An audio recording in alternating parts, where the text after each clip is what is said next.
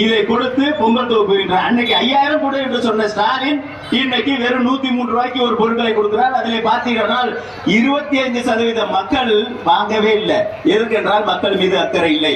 அக்கறை இல்லாத திராவிட முன்னேற்ற கழக அரசை அகற்ற வேண்டும் என்கின்ற சபதம் ஏற்க வேண்டும் என்று மணப்பாறை மக்கள் புரட்சி தலைவர் எம்ஜிஆர் அவர்களுடைய இந்த பிறந்த நன்னாளில் சபதம் ஏற்க வேண்டும் என்று கேட்டுக்கொண்டு இந்த தொகுதியை அனைத்து இந்திய அண்ணா திராவிட முன்னேற்ற கழகம் வெற்றி பெற வேண்டும். ஏனென்றால் அதிமுக வரலாற்றிலே எப்போது யார் எந்த வரலாற்றை பேசினாலும் மருங்காபுரி மதுரை கிழக்கு சட்டமன்ற கிழக்கு சட்டமன்ற தேர்தலின் முடிவை அவர்கள் சுட்டிக்காட்டுவார்கள். எந்த ஒரு விவாதமானாலும் அதிமுக வரலாற்றில் இடம்பெற்ற தொகுதி இந்த மணப்பாறை சட்டமன்ற தொகுதி.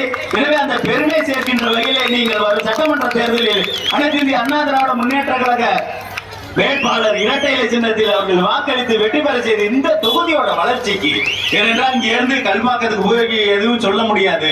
எனவே இந்த தொகுதியின் வளர்ச்சிக்கு நீங்கள் வித்திட்ட ஒரு சட்டமன்ற உறுப்பினரை உருவாக்க வேண்டும். அண்ணன் எடப்பாடியார் அவர்கள் தலைமையிலே அமைகின்ற அமைச்சரவையில் இந்த சட்டமன்ற உறுப்பினர் அங்கே சட்டமன்ற உறுப்பினராக செயல்பட்டார்.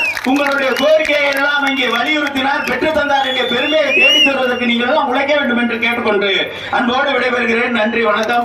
அண்ணன் ஐ மகேந்திரன் அவர்கள் தற்போது உங்களுடைய சிறப்புரை